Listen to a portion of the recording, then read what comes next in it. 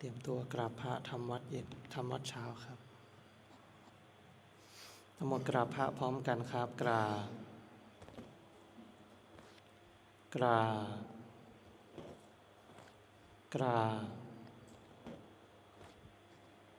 กราบบารมีธรรมพ่อแม่ครูบาอาจารย์ครับทั้งหมดกล่าวคำบูชาพระรัตนตรัยพร้อมกันครับอิมินาสการะนะพุทธังอภิปูชยามะอิมินาสการะนะธัมมังอภิปูชยามะอิมินาสการะนะสังฆังอภิปูชยามะอะระหังสัมมาสัมพุทโธภควาพุทธังภควันตังอภิวาเทมิสวากขาโตภควตาธัมโมธัมมังนามัสสามิสุปฏิปันโนภควโตสาวกสังโฆสังฆังนะมามิหันธรรมยังพุทธัสสะภควโตปุพพาคณมะการังกโรมะเสนะโมตัสสะภะคะวะโตอะระหะโตสัมมาสัมพุทธัสสะนะโมตัสสะภะคะวะโตอะระหะโตสัมมาสัมพุทธัสสะนะโมตัสสะภะคะวะโตอะระหะโตสัมมาสัมพุทธัสสะพุทธังสารนังคัจฉามิธัมมังสารนังคัจฉามิสังฆังสารนังคัจฉามิทุติยัมปิพุทธังสารนังคัจฉามิทุติยัมปิธัมมังสารนังคัจฉามิทุติยัมปิสังฆังสารนังคัจฉามิตติยัมปิพุทธังสารนังคัจฉามิตติยัมปิธัมมังสารนังคัจฉามิตติยัมปิสังฆังสารนังคัจฉามิเปิดหนังสือไปหน้า88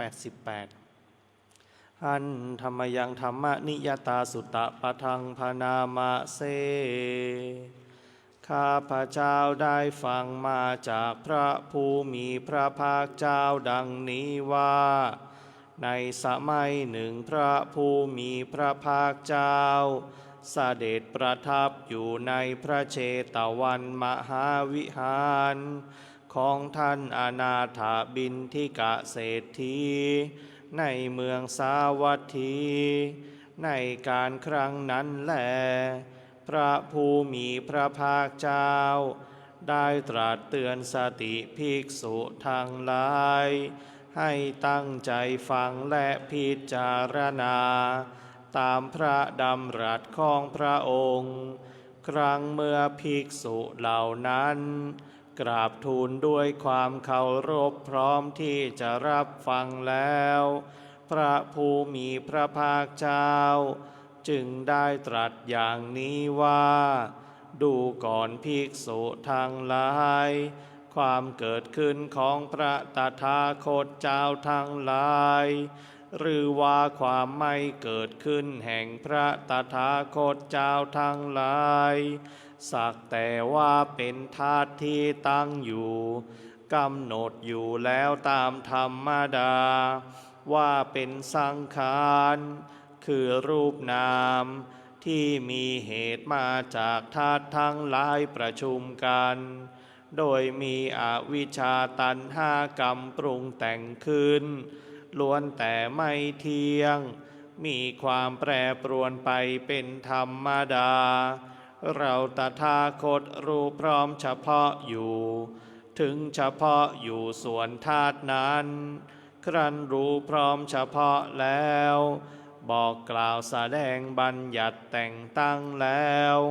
เปิดเผยจำแนกทำความให้ตื่นเป็นที่เข้าใจง่ายว่า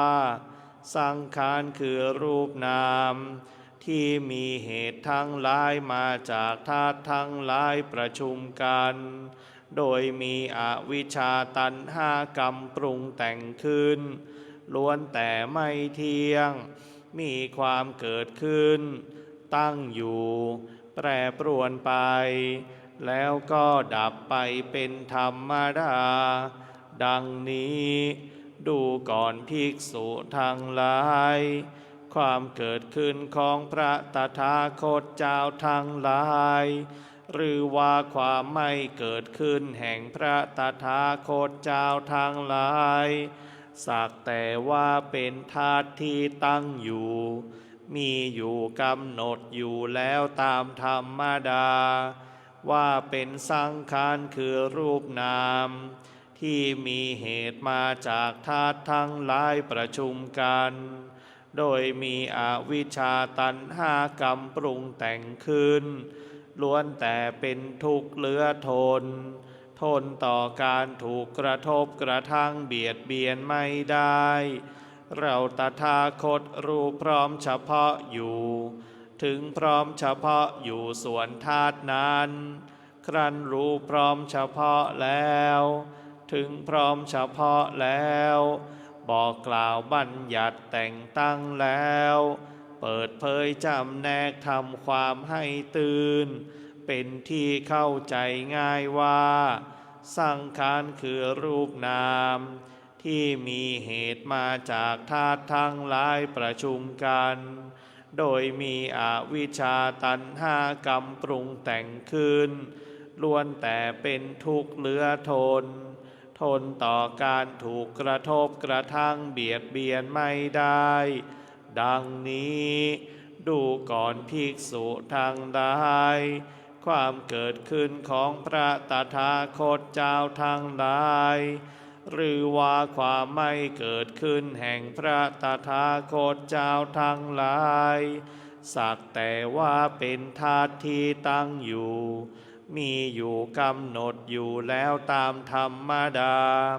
ว่าเป็นธรรมสองอย่างคือเป็นรูปธรรมที่มีเหตุมาจากธาตุทั้งหลายประชุมกันโดยมีอวิชชาตัณหากรรมปรุงแต่งขึ้นนี้อย่างหนึ่งและอีกอย่างหนึ่งคือธรรมที่ไม่ใช่รูปนามไม่มีอวิชชาตัณหากรรมปรุงแต่งขึ้นทั้งหมดล้วนแต่เป็นอนัตตามิใช่ตัวตนมิใช่ของเราไม่มีอะไรเป็นแก่นสารของเราต้องสลายไปเราตถาคตรู้พร้อมเฉพาะอยู่ถึงพร้อมเฉพาะอยู่ส่วนธาตุนั้นครั้นรู้พร้อมเฉพาะแล้วถึงพร้อมเฉพาะแล้วบอกกล่าวแสดงบัญญัติแต่งตั้งแล้วเปิดเผยจำแนกทำความให้ตื่นเป็นที่เข้าใจง่ายว่าธรรมทั้งหลายคือรูปนามที่มีเหตุมาจากธาตุทั้งหลายประชุมกันโดยมีอวิชชาตัณหากรรมปรุงแต่งขึ้นนี่อย่างหนึ่งและอีกอย่างหนึ่งเป็นธรรมที่มิใช่รูปนามไม่มีอวิชชาตัณหากรรมปรุงแต่งขึ้นทั้งหมดล้วนแต่เป็นอนัตตามิใช่ตัวตนมิใช่ของเราไม่มีอะไรเป็นแก่นสารของเราต้องสลายไปดังนี้ พระผู้มีพระภาคเจ้าได้ตรัสพระธรรมเทศนานี้จบลงแล้วภิกษุทั้งหลายเหล่านั้นก็มีใจยินดีเพลิดเพลินในพระธรรมเทศนาของพระผู้มีพระภาคเจ้าด้วยประการฉะนี้แลเมื่อใดบุคคลเห็นอยู่ด้วยปัญญาว่าสังขารทั้งหลายทั้งปวงไม่เที่ยงเมื่อนั้นเขายอมเบื่อหน่ายในทุกข์การเห็นและเบื่อหน่ายอย่างนี้เป็นทางแห่งความหมดจดเมื่อใดบุคคลเห็นอยู่ด้วยปัญญาว่าสังขารทั้งหลายทั้งปวงเป็นทุกข์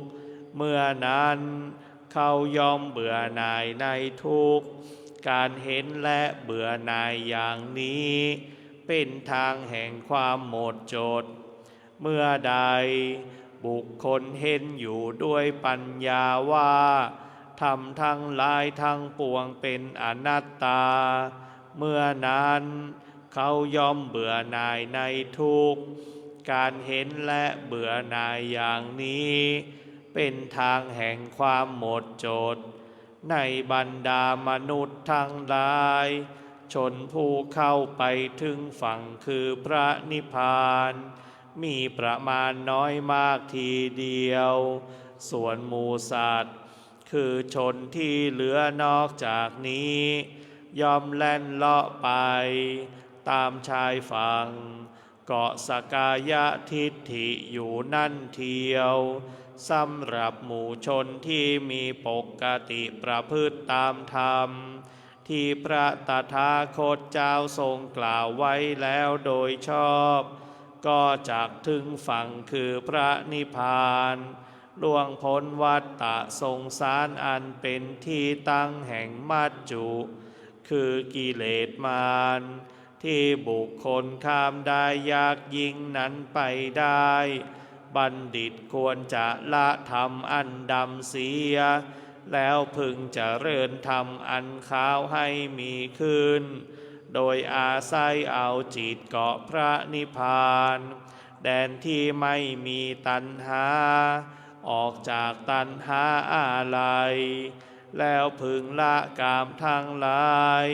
เป็นผู้ไม่มีความกังวลยินดีในพระนิพพานอันสงัดที่ใครๆยินดีได้โดยยากนั้น